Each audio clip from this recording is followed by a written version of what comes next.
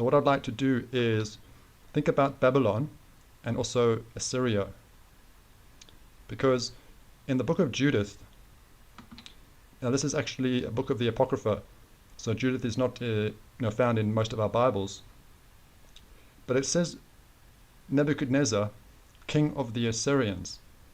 So we just spoke about Nebuchadnezzar being the king of Babylon, but now in the book of Judith it's describing him as the king of the Assyrians.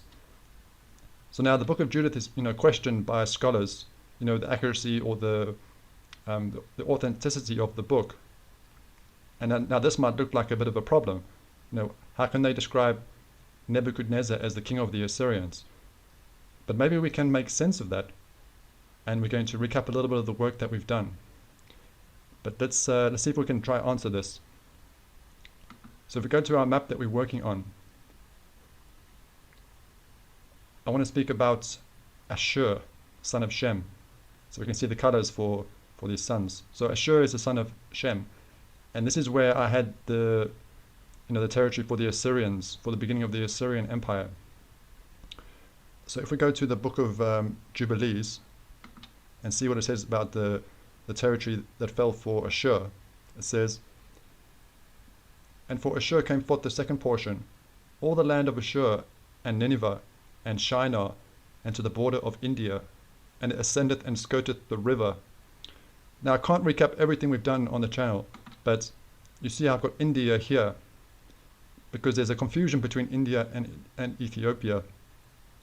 So please look for those videos if you don't know why we've got India here. So you can see that Ashur could reach the borders of India, and this makes sense with our picture. But if you haven't been watching the videos, then you might be a bit confused. But yeah, just to try help you if you're new to the channel, even countries like the Yemen, so here, was referred to as India in some of the ancient sources, the Roman and the Greek sources, and parts of East Africa also referred to as India. But the part that doesn't make sense to me is describing the territory of Ashur. So then why does it put that in the description? So it says, all the land of Ashur. No, that doesn't make sense. If you're describing the territory for Ashur, and then to use his name in the description, and if you read this again, does this make sense? "And for Ashur came forth the second portion, all the land of Ashur." Now, why would you put that there? That doesn't make sense. So I think there's something with this name Ashur that we need to try to discover. But let's focus on this part where it says, so Nineveh for Ashur and Shinar. This is the important part, is that the land of Shinar fell for Ashur. And this is going to help us understand why Judith, in the book of Judith, it might be describing Nebuchadnezzar as king of the Assyrians. So let's go to the page on Shinar. So it's very interesting that the land of Shinar, remember, so if you're new to the Bible, or fairly new to the Bible, the Tower of Babel of Nimrod was built in the land of Shinar. And here it says, in the Septuagint, it's called Sennaar. And we've been using this map a lot for the 1710 map of Africa. And it shows in this ancient land of Nubia. We see, look, Sennaar. Now, there's still a region in Sudan today called Sennaar. So we don't need to use this old map. We could just go to a modern map. But we see the similarity of Sennaar with the Septuagint, Sennaar. But I always use this map because of this part here where it says Sennaar or Susa, and this word Susa could be important. That's why I use this map. So if you think about that, it's saying that the land of Shinar fell for Ashur. Okay, so the land of Shinar fell for Ashur, but we know that Babylon is connected with the land of Shinar. So that means there's going to be Assyrians living in the land of Shinar. So now we can maybe understand why this book says that King Nebuchadnezzar is king of the Assyrians. Because if you rule over Shinar, you're also ruling over the Assyrians. So this could actually be accurate, not an error. even though we know Nebuchadnezzar, is the king of Babylon. So that's, I think that's quite important, and I think that details from Jubilees actually helps us understand that.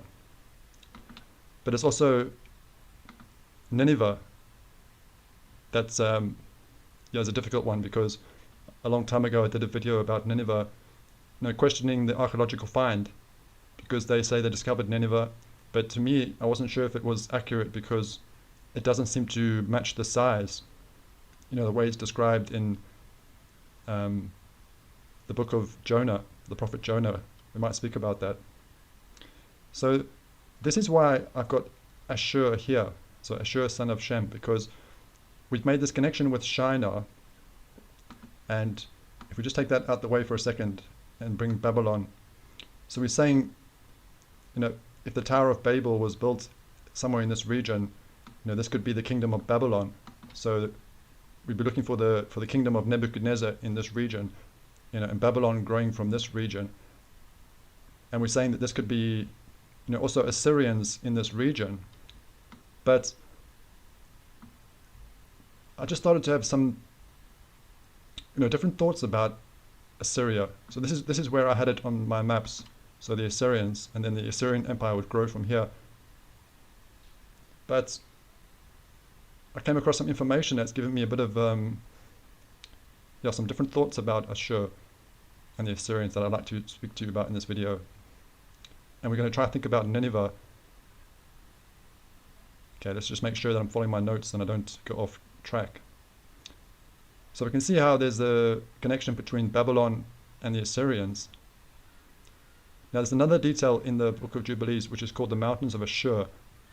And I've said this I've said it in the past that I didn't understand what it means by the mountains of Ashur. It doesn't say it in the description here for Ashur. It says it here, the mountains of Ashur, when it's describing the territory of Lud. I said I don't know what it means by the mountains of Ashur when we're trying to work out the territory of Lud. And I used to have Lud here with a question mark because I wasn't sure about Lud. So I wasn't sure about the mountains of Ashur. And there's another thing here. Let's just read the territory for Lud. It's not long. So it says, and they came forth for Lud, the fifth portion, the mountains of Ashur, and all pertaining to them, till it reacheth the great sea, and till it reacheth the east of Ashur his brother. Let's have a sip of coffee. So I think now this is a part where you have to be honest with what we're presenting here. Look how it says that the territory of Lud reacheth the east of Ashur his brother. Now if we go to the map we're working on, we can see that that doesn't make sense with our map. Lud doesn't reach to the east of Ashur his brother. So this would be a problem with this picture. And that's why I've had always Lud with a question mark, because it just felt like something was missing. So we're going to try to see if we can maybe fix that in this video. And please watch some of the other videos if you'd like to know why we're looking at Lud in North Africa here. We might speak about it in this video, but we'll see. It's difficult to put all the information in one video, like a recap, because we've done a lot on this channel so far. Okay, so now we're going to speak about the Atlantic researchers. We're going to go on a little bit of a journey to try connect these things together, what we've introduced in this video. So we're going to speak about Jonah, the prophet Jonah. Let's go to the book of Jonah. We're going to read some of this. Okay, so Jonah chapter 1.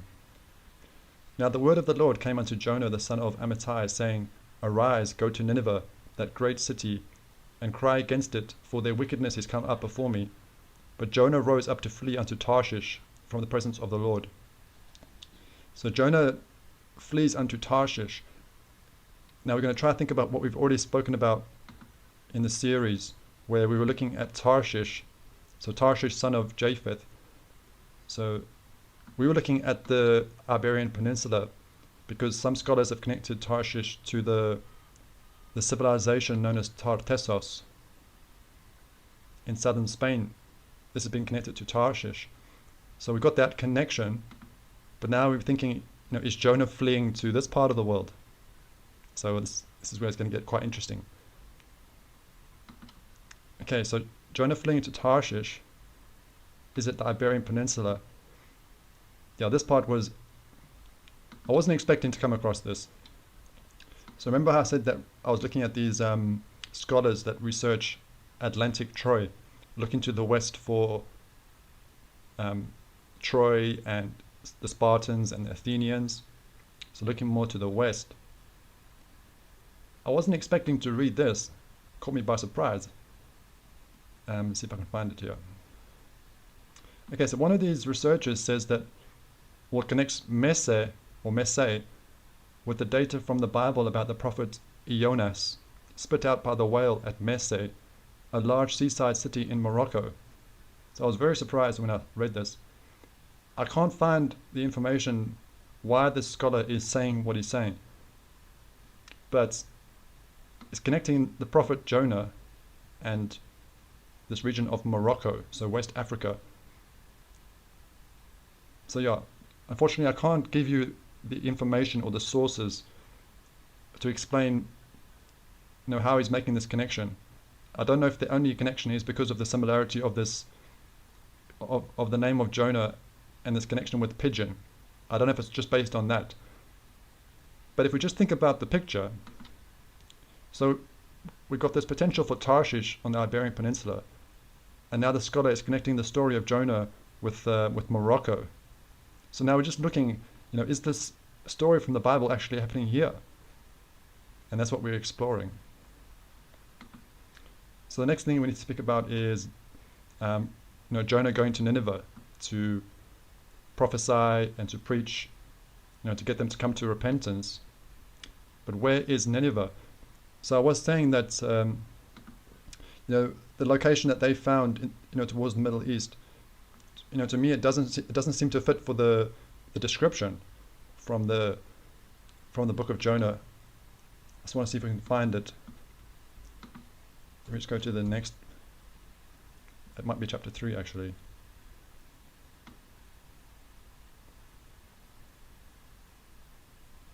Let's go to chapter 3. I think it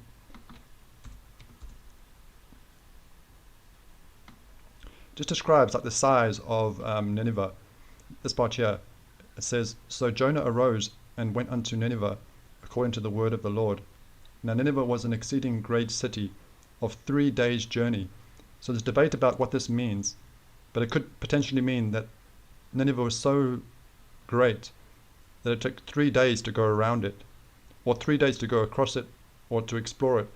So can't be sure exactly what it means, but with Nineveh being described as such a great city, I'm not sure if the the discovery they've made suits this. And obviously we're working with a different picture here. So I was looking for Nineveh, because I've got Ashur here, with the Assyrians, and looking for the Tigris in this region and Elam. I was considering Nineveh here somewhere, looking, in this region. That's where I was looking for Nineveh, even maybe a bit further here, towards Chad or Lake Chad. So now it's interesting that when I'm thinking about here, it could be Tarshish, and we're getting this connection with Morocco from that other scholar. No, should we not be considering West Africa? And we said in that other video when we were speaking about Atlantis, could the Eye of the Sahara be connected with the ancient civilization of Atlantis in West Africa? And we're saying that we should be paying more attention maybe to what's going on over here.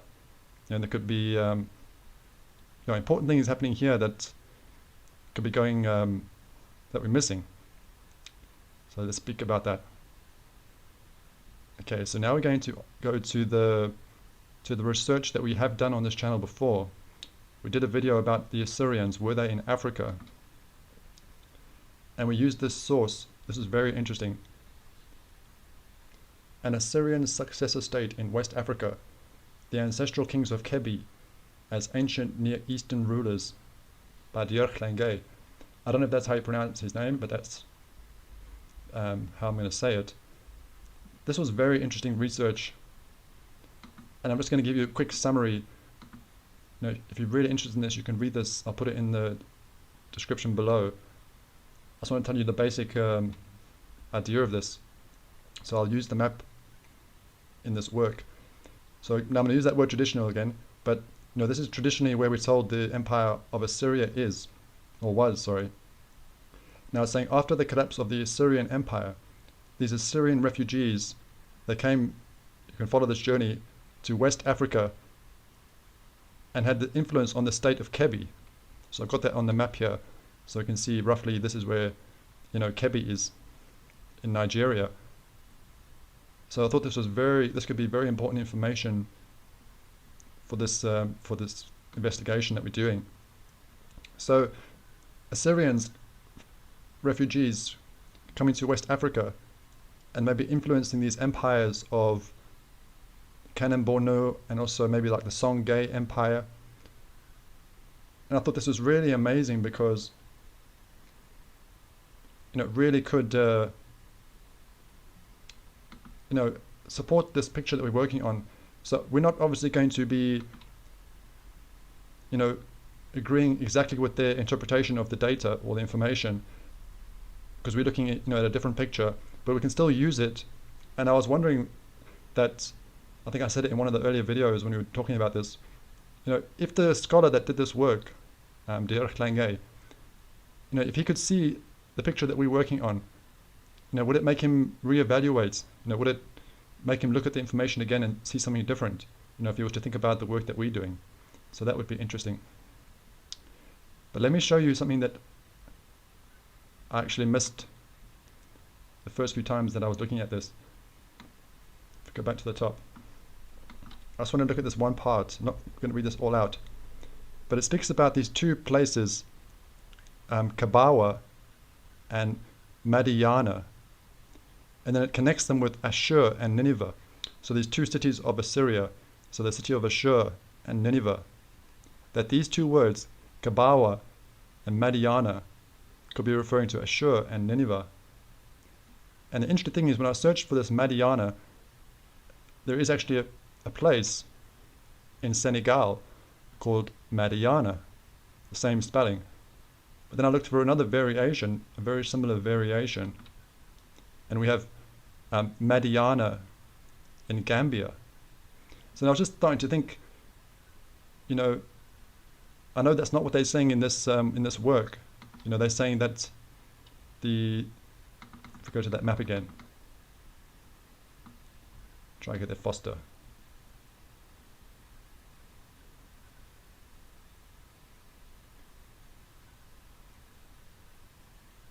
Well, it doesn't matter, I can use the map here.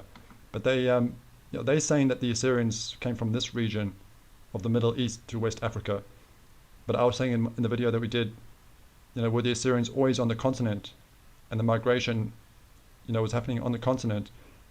And now, just saying potentially we have this connection with, with West Africa and Madiana. And could this be connected with Nineveh? Because it would be very interesting, if Nineveh was actually, towards West Africa. Now, I'm not putting it there because let's say I'm not putting it there based on anything. I don't know, how shall I say it? I haven't got anything very strong to give you to definitely connect Nineveh with West Africa. But if you put all those things together that we spoke about in the video so far, where we got, Tarshish in southern Spain, and for some reason we had that other scholar connecting Morocco, with the story of Jonah and the whale. And now we've got this other information with the Assyrians refugees coming to West Africa, and we've got this source saying that Madiana could be referring to Nineveh. And when you search for this word, you get a few interesting connections with West Africa. So it's not like I'm saying it's definite or anything, but I just thought it was interesting to maybe consider Nineveh being this far to the west, because that would change how we think about Ashur and the Assyrians. Because I had the Assyrians here, towards Nubia, the Sudan, but now we could also be thinking about Ashur or Assyrians here to the west. So that's what I'm starting to wonder. If you just give me a second, maybe we need to put, Ashur in two different locations. Maybe I just did, let me just delete that for a second. Could there be Assyrians in West Africa and also Assyrians, towards the Sudan? And when this empire collapsed, we did have this migration coming towards Nigeria, but maybe it was coming, from different directions. But that, that needs to obviously correlate to the evidence that, is in this work. Does it match this evidence in this work? But I was just wondering whether this kind of new way of thinking could also make sense for Lud. Because now, if we go back to Lud and think about what we've read, remember how it said that the territory of Lud reached to the east of his brother Ashur. Now we can see that the picture might actually make sense, because you can see how Lud could reach to the east of his brother Ashur. So, yeah, I just thought it was very interesting, this new information, because it could start to make it come together. But the thing still that remains a bit of a question is the mountains of Ashur. Remember we spoke about the mountains of Ashur, because that's important for Lud. So I was just trying to consider, I haven't got any, I haven't got an easy explanation why I'm thinking this, but I'm thinking about these Atlas Mountains in North Africa. These Atlas Mountains, whether they could be the mountains of Ashur, because then that would really start to make sense if these are the mountains of Ashur, because it says that the mountains of Ashur came forth for Lud, and we got Lud by North Africa and these Atlas Mountains, but were they called the mountains of Ashur? And you can see how these mountains reach towards the Great Sea, and the Great Sea could be to the Mediterranean. So the territory of Lud reaches towards the Great Sea. So then it all starts to kind of fit with Jubilees, and also our picture also makes sense. So that's quite interesting. I hope you found that interesting, with the connection with Jonah the prophet and West Africa. And also, if you're new to the channel, to try to see how Babylon and Assyria is connected, because this territory of Ashur, you could also call it Babylon. So the king of Babylon would also be ruling over the Assyrians. So that's could be important, trying to understand these other books, that might be questioned that they're not accurate, but they could actually be accurate. So is there anything else I wanted to speak about in this video? Yeah, I wanted to also just make this point with these West African empires, Kanem and also Songhai. So I'll show you a picture of this. This could be interesting. Okay, so this is a picture of the Empire of Songhai, and this is a picture that I found of Kanem, the Empire of Kanem. And this is the older one here, roughly 600 BCE, and then it shrunk to a smaller one here. And notice how on this one it reaches towards the Sudan. I picked this one because it's interesting how, I don't know why they've done it like this, but see how it comes towards the Sudan. Now remember, we're thinking about the land of Shinar, which fell for Ashur. So I thought it was interesting the way it's it's reaching towards the land of Shinar. So I'll explain what I'm thinking. What I'm thinking is connected with this work of these, the scholar connecting these Assyrian refugees coming to West Africa and having an influence on these empires, like the Songhai Empire, this one, and also Kanem. What if the information that they've got, they're just not maybe putting it together correctly? I don't mean to be, I don't want it to sound, I don't know what to say, but now with all kind of politeness, maybe they haven't quite put it together. Maybe these empires of Songhai or Kanem are actually showing us what the old Assyrian Empire may have looked like. If you know what I'm trying to say. So if we go back to this one, maybe this is showing us what the old Assyrian Empire may have looked like combined with this one. And then when the Assyrian Empire has crumbled, this could be a reflection of what it was. So even coming towards the modern time, we can see it might give us a glimpse of what the former Assyrian Empire may have looked like, with this one combined, also with this one. That's just something I'm thinking at the moment, that especially the way it reaches here towards the Sudan, like reaching towards the land of Shinar or Babylon, and the Assyrian Empire would have done that. So maybe we can use these African empires, these West African empires, to try and understand the empire of Assyria. So that's just a thought that came into my mind recently.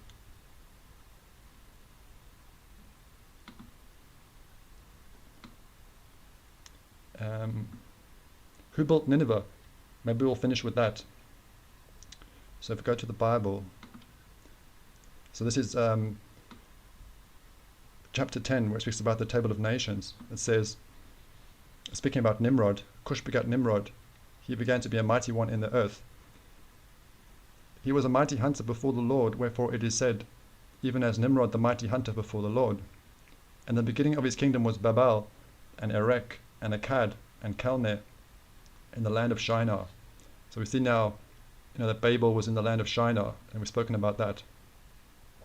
Then it says, out of that land went forth Ashur, and builded Nineveh, and the city Rehoboth, and Calah, and Rezin between Nineveh and Calah, the same is a great city.